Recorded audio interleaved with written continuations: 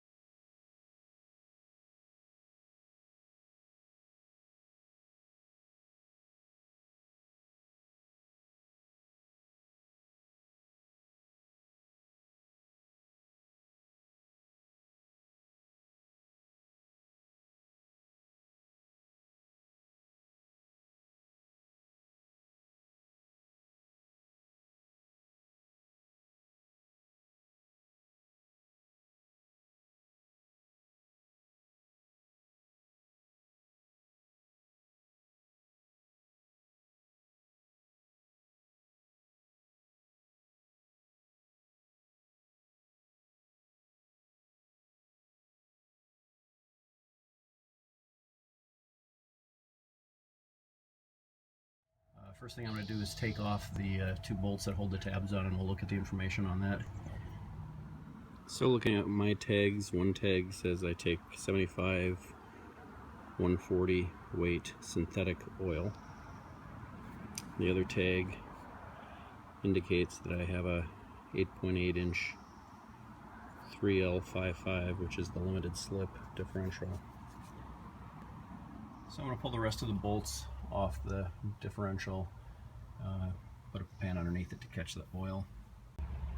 So once you get all the bolts out, chances are it's still going to be stuck to the housing, so you want to make sure your pan is underneath here and gently pry the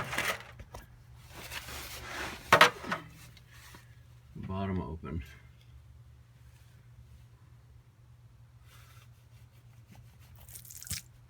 And a whole lot of oil is going to come seeping out.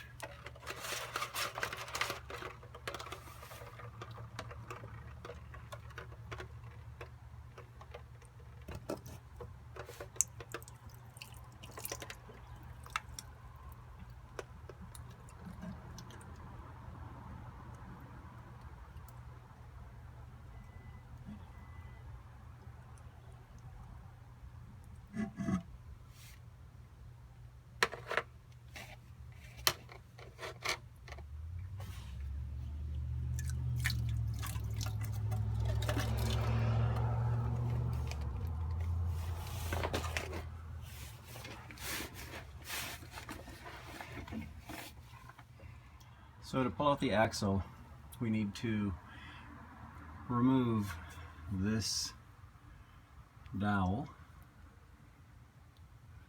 pull that out, and then you'll be able to pull the axle up. But to do that, you've got to support both sides of the axle with jacks so that both wheels can freely move, because you're going to need to turn the wheel so that this is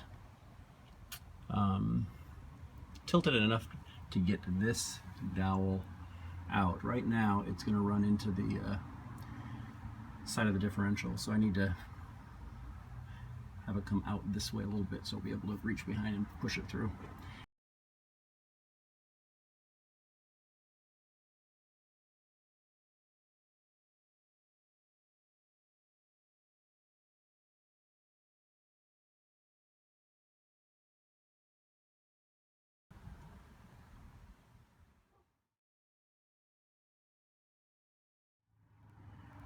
So to access the dowel that we need to pull out, you want to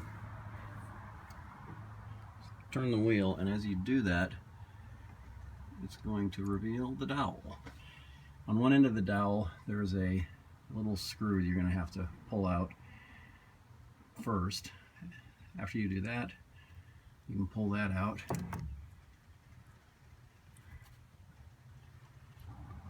And then there's a little C washer, I guess, or C clip. It's not really a clip. It's a little thing that holds the axle on that we'll remove. And at that point, we'll be able to pull the axle out. The first thing we're going to do is spin this so that we can access that screw and pull out the dowel. So I'm using an 8mm socket, although a 5/16 would also work. This one is just a little, the threads aren't stripped, but the head is, and the 8mm seemed to fit a little tighter. I was afraid of stripping it.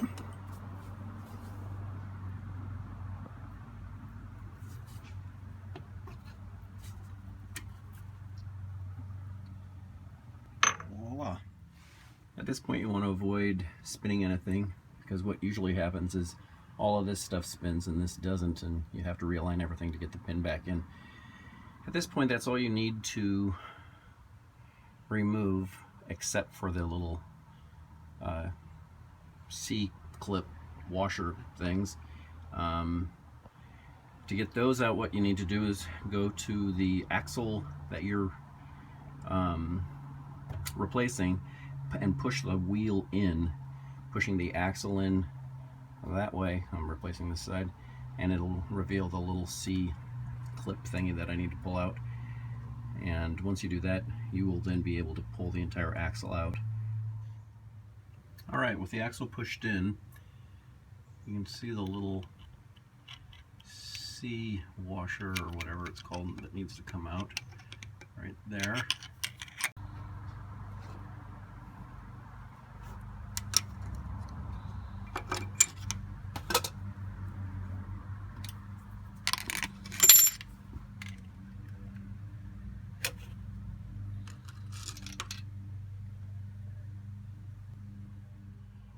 So it took quite a bit of pulling to get this thing out, and I finally pushed it in all the way, pulled it out as hard as I could, pushed it in all the way, pulled it out as hard as I could. I did that maybe 6 times, and finally it came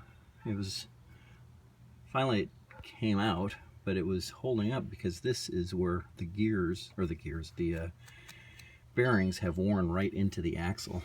I mean, that is not good, as you can see.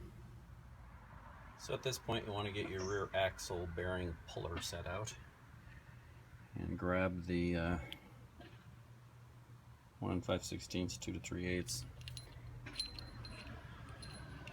Screw that down quite a bit ways. Hold this and insert it all the way past the bearing,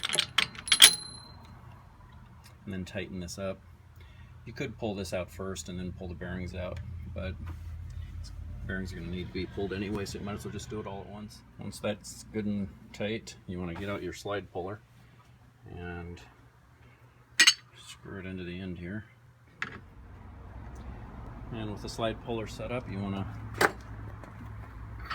basically just jam that up against that end, and the bearings will start to come out.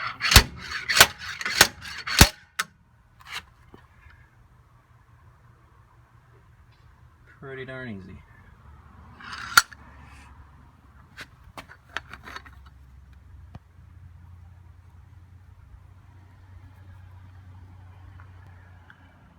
So I got the new bearings. These are Toyo, I guess.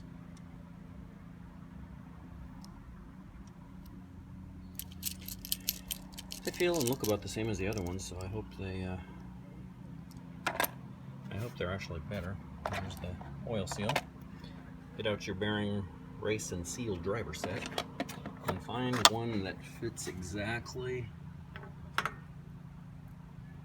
the diameter of that opening there. You don't want it too small, otherwise you're going to ruin your bearings.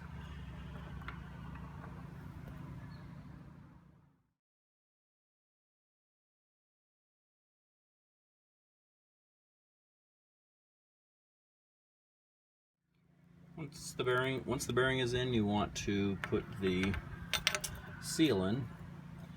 You want to make sure it's inserted evenly and that it goes in evenly. This little rubber thing bends back, so you don't have to worry about breaking that, and you can use the same bearing driver that you used to put the bearing in to put the seal in. Once the seal is in, you can put your axle back in and start putting the differential back together. Here's a comparison of the old axle and the new one. That, of course, is the old. That is the new.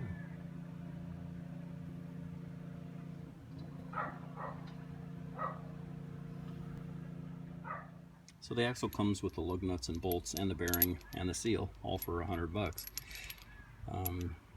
You insert these, there are two size holes here,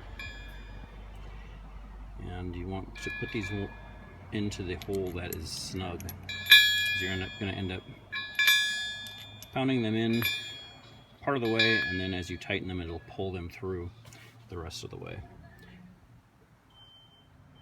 So at this point, it's time to go around to the differential side and insert the C washer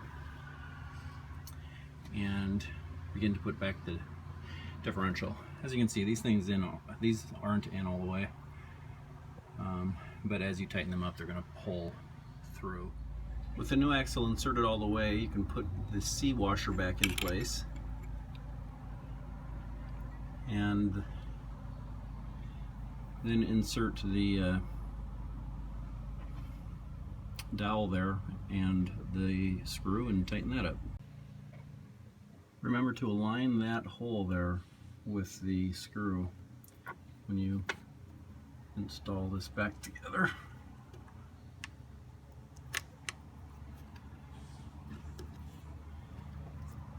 And tighten that up. Put the two tabs back on the differential and tighten up the 10 bolts. So I am on the other side of the differential, and this is where you fill the oil up with. All you need is a socket wrench to put in there and loosen that up.